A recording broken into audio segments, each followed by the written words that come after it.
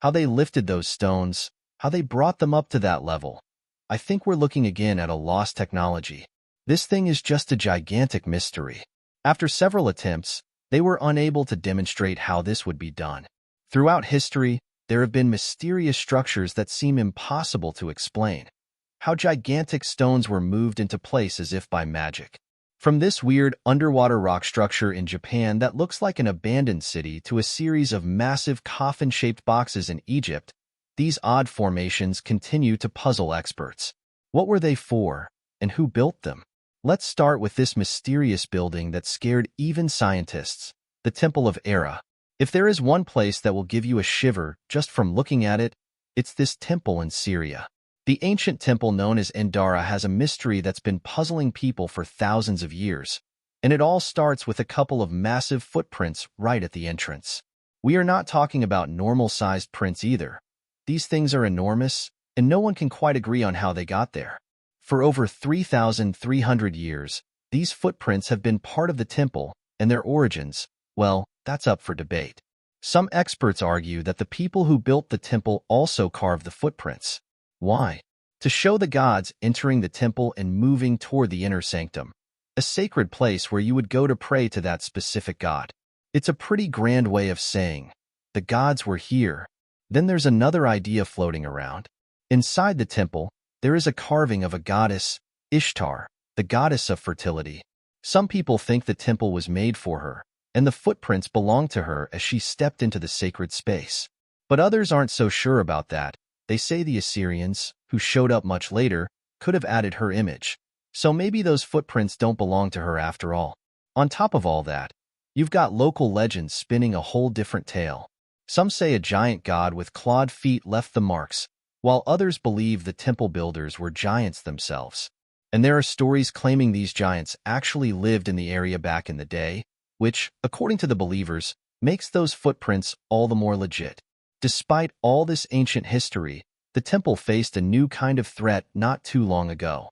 In 2018, a Turkish air raid badly damaged the site, but somehow those mysterious footprints survived. It's almost like they were meant to stick around just to keep us guessing. But even as we marvel at these ancient steps, something else awaits us in the continent of South America, called Pumapunku. What if I told you there was a temple built thousands of years ago with stones heavier than anything we can move today? That's Pumapunku, a mysterious site high in the Andes Mountains.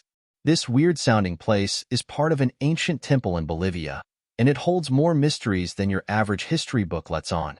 Now, what makes this place fascinating isn't just its history, but the sheer mystery of how it was built. These are the mysterious ruins of Pumapunku. We are talking about a site 12,800 feet above sea level, where even breathing isn't easy, yet somehow, around 1,400 years ago, people managed to haul stones that weighed up to 131 tons. Yeah, you heard that right. Here's where it gets even more bizarre.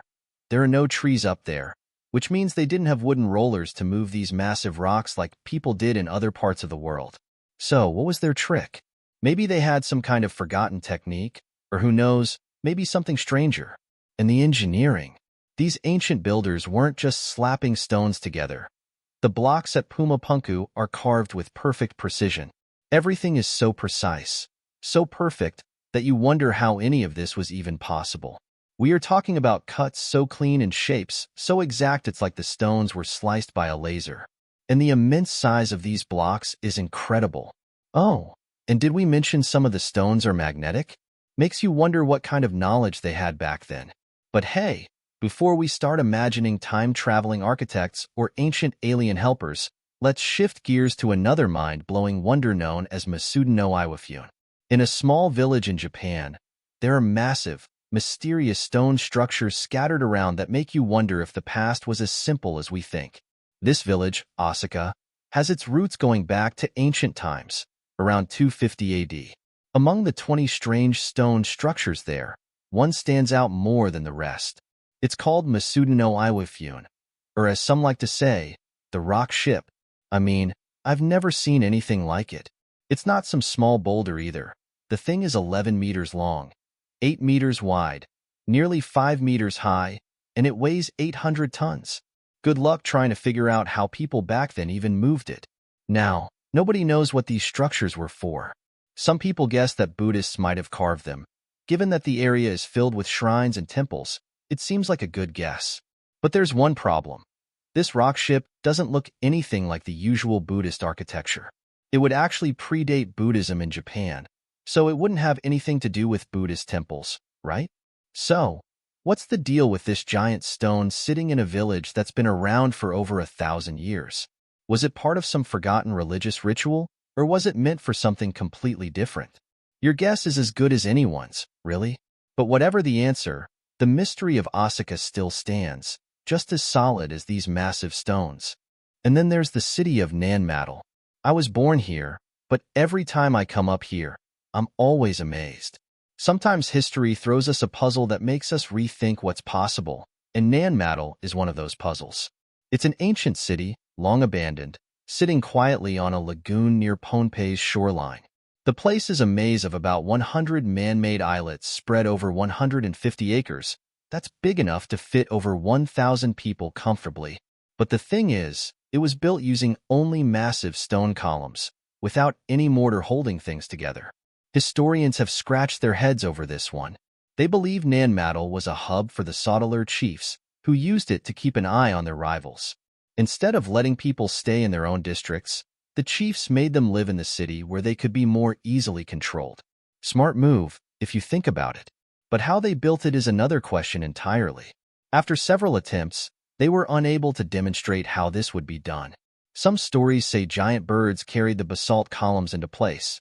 Imagine that, gigantic birds swooping in to help with construction. The reality, though, is still a bit of a mystery. What's clear is that it must have taken a serious effort, both in terms of resources and people, to create something this massive. Some people have even gone as far as to claim Nanmadol might be part of the lost continents of Lemuria or Mu. It sounds wild, but when you see the size of those stones, it's hard not to let your imagination run wild. And speaking of imagination, it's not just Nanmadol that stretches the limits of what seems possible. Another place is the ruins of Sacsayhuaman. As you explore the Peruvian landscape, there are places where history simply doesn't add up. Sacsayhuaman is a perfect example of that. Located on the outskirts of Cusco, Sacsayhuaman was once part of the Inca capital, but not much of the original complex is left today. Most of the complex is in ruins, but the walls that still stand are enough to make anyone stop and stare. This is the largest polygonal wall in the Americas. The Inca walls are built with massive boulders, each one oddly shaped, yet they fit together perfectly, like pieces of a giant jigsaw puzzle. The stones are so tightly packed that not even a needle could slip between them, and the fit, even to this day, is so fine that only moss grows between them. Some of the walls stretch up to 6 meters tall, and the longest one is 400 meters. It's hard to believe how the Incas managed to get these giant boulders to fit so snugly without mortar. When the Spanish came to Cusco, they were so amazed by the walls that they assumed only demons could have built them. In their excitement to take them down, they tried to destroy the walls, but most of the boulders were just too heavy for them to move. So how exactly did the Incas do it? Historians and scientists are still clueless. The way they shaped and moved these enormous stones remains a mystery. What's even more impressive is that they managed to construct these walls without the help of modern tools or machinery. It's something that makes you wonder if the Incas weren't ahead of their time. And just like Sacsayhuaman holds its secrets tight, there are plenty more clues about the Inca world hidden all over Peru, like the Moray terraces. Farming is a simple, everyday task that most of us take for granted, but the Incas appear to have taken things to the next level with this incredible structure. About 50 kilometers northwest of Cusco, Peru, the Moray terraces stand as one of the most mysterious Inca ruins. It looks like there are probably about 20 of these terraces, and they're arranged in a circular formation, which is strange in itself. The Incas built Moray into the side of a mountain, which is impressive enough, but they also managed to create different temperature zones within the terraces. Scientists believe the Incas used Moray to study how different crops grew at various altitudes, almost like a giant agricultural laboratory. It's wild to think about the knowledge they must have had about plants, soil, and microclimates. All this is still standing today, a lasting testament to the mysterious and innovative minds of the Inca people. Amazing is that these churches are not just built on top of the earth, but go 40 to 50 feet below the surface. There is no shortage of theories about how these churches came to be. The most widely accepted story is that in the 12th century, King Libala ordered the construction of these places of worship. The local museum at the site even promotes this idea, but all it has for evidence is an old farming tool that looks more suited to tilling soil than cutting stone. It doesn't seem to match the scale of such an amazing feat. We're here at the most famous church here in Libella, St. George's Church, but the people who still come here to worship believe the story doesn't end there. They say that King Libela didn't do it alone. Some claim he had help, an army of angels, no less, who came down to lend a hand and finished all 11 churches in just one night. It's a tale as bold as the carvings themselves, but when you stand there with the cool stone beneath your feet and the echoes of prayer around you, it's hard not to feel that maybe, just maybe, there is a hint of truth to it. The churches are still alive with activity today. People gather there daily for worship, prayer, and to celebrate religious festivals. The site has become a place where people come together, strengthening the spiritual bond and connection that has been there for centuries. Before we continue with the rest of the video, let's take a look at the subscriber's pick. The image we are looking at shows a mysterious structure that appears to be ancient. The stone walls have precise carvings and cool patterns leading down a passage to a small doorway at the end. The steps and carvings suggest an advanced level of skill, perhaps beyond what we typically associate with ancient civilizations. This mysterious building scared even scientists. The weirdest part is that no one is really sure where this place is or if it even exists at all. Some say it could be a real lost ancient site, while others think it might just be a digital creation or a model of a forgotten place. Nobody really knows what it was used for either.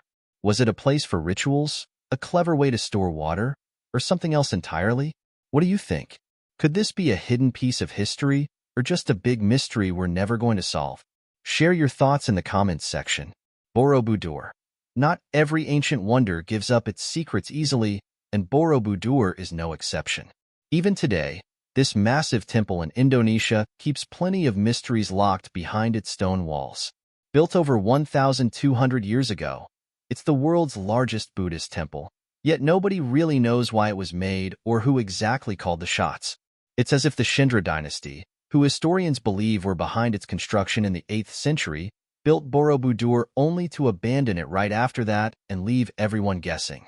The project was no small feat either. It took roughly 100 years to finish, and it wasn't just a simple layout. At first, the temple was supposed to be one gigantic stupa standing tall over 5 terrace levels. But somewhere along the way, the builders seemed to have second thoughts. Maybe they realized the whole thing was a bit too ambitious, fearing it could collapse under its own weight. So they changed the plan, adding 3 smaller stupa levels around a central dome. Now, if you were to look at it from above, it would look like a mandala, an ancient spiritual symbol. This resemblance has led some to wonder if there was an influence from Indian Buddhists when Borobudur was first dreamed up. The carvings and statues, over 500 in total, suggest it might have been a place for deep meditation, but again, that's just a guess. Then there's the central dome, a massive structure surrounded by 72 smaller stupas, each housing its own statue. The statues sit quietly inside as if waiting for the world to figure out their purpose. And if that's not mysterious enough, there is an unfinished Buddha statue hidden inside the main stupa, and originally 54 Buddha statues. It's large and impressive yet strangely incomplete, leaving visitors just plain confused about why it was left that way. And while this temple holds its secrets in full view, others bury theirs deep, just like the Longyu Caves. Imagine draining a pond only to stumble upon a treasure that had been buried for thousands of years. That is exactly what happened in the small village of Xiangbun in China's Jiang province. For ages, locals told stories about mysterious caves beneath the town's waters. Nobody took it seriously, though, until one man decided to prove whether the tales were more than just myths. He rallied the villagers together, and they bought a huge hydraulic pump. After 17 days of non-stop pumping, the pond finally gave up its secrets, and what they found was jaw-dropping. At the bottom lay a network of hand-carved caves hidden away for millennia. Today, archaeologists have uncovered more than 30 similar caverns throughout the area. These aren't your typical caves either, and a really interesting fact is that when they drained this first cave, there wasn't a single fish found. They are carved out of solid siltstone and reach as deep as 30 meters underground. Despite all our fancy equipment and modern research techniques, we still have no idea how ancient builders managed such a feat even with the best tools of that time. Experts say it would have taken 1,000 workers digging around the clock for years to finish the job. And then there is the mystery of the missing rubble. You would expect to find piles of stone nearby, right? After all, 1,000,000 cubic meters of rock doesn't just vanish. Yet there isn't a single sign of the excavated stone anywhere. It's like the earth swallowed it whole. The caves themselves are nothing short of impressive. Even after standing for over 2,000 years, their walls, pillars, and ceilings remain strong and undamaged. It's like time forgot about this place.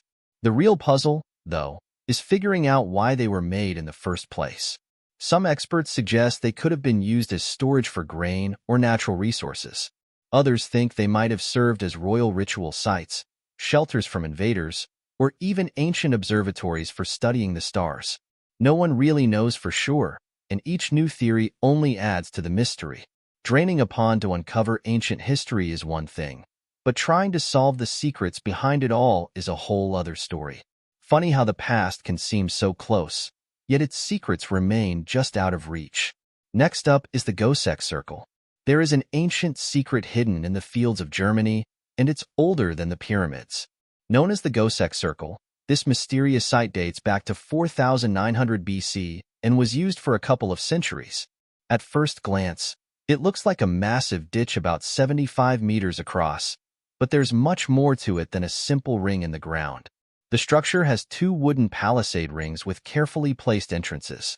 These openings line up perfectly with where the sun rises and sets during the winter solstice, and smaller gaps mark the same positions for the summer solstice.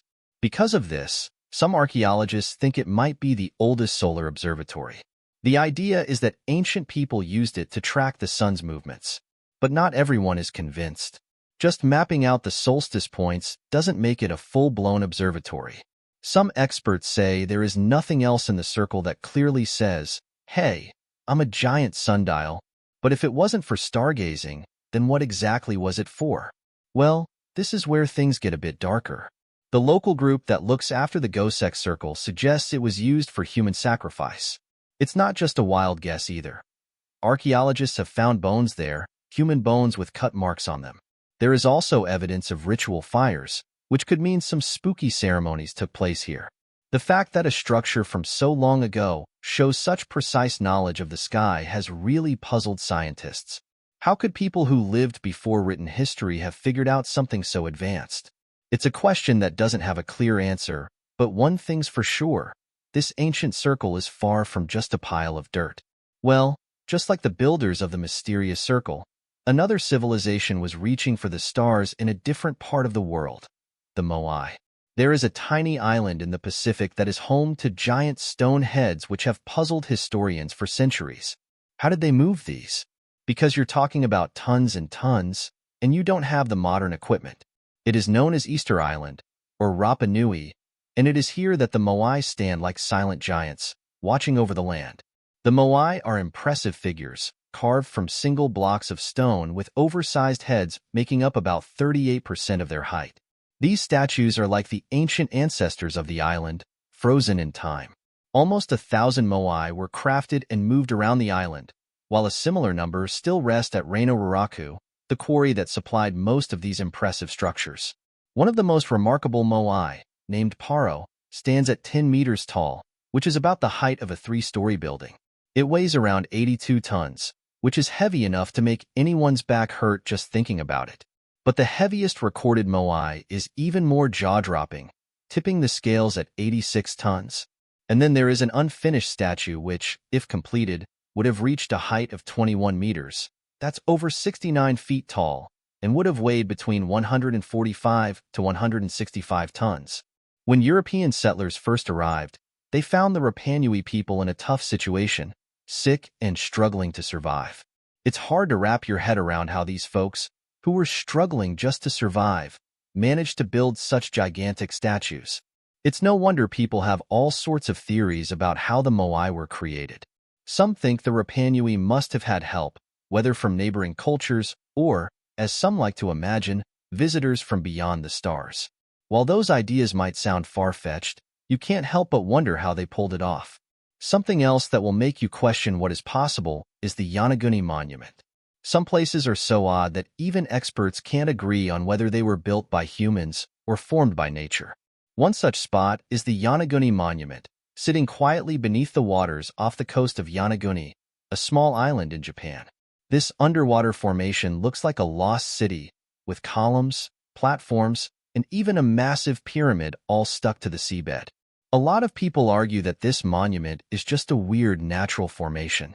They think the stones were cracked and shaped by earthquakes, and the water currents did the rest, creating what we now see as strange carvings. The pieces of rock, they say, were once part of a solid formation, but after shaking and moving around over time, they ended up looking like something made by human hands. They point to the parallel fractures and natural joints that seem to connect everything together. But not everyone is buying into that theory. One expert insists that humans must have been involved in creating the monument. According to him, the shapes of the structures are just too precise to have happened by accident. Some platforms even have perfectly round and triangular holes, which he believes couldn't have formed naturally. Plus, the sharp angles of the slabs don't look like the rounded edges you would expect from something that had been worn down by the sea. It's as if someone carefully carved these stones to fit together just right. The mystery of who or what made this monument still remains unsolved. Was it a civilization long forgotten? Or did nature simply have a hand in creating something that looks too much like a masterpiece? The debate continues, but the Yonaguni Monument remains one of the most puzzling underwater sites in the world. Thank you for watching.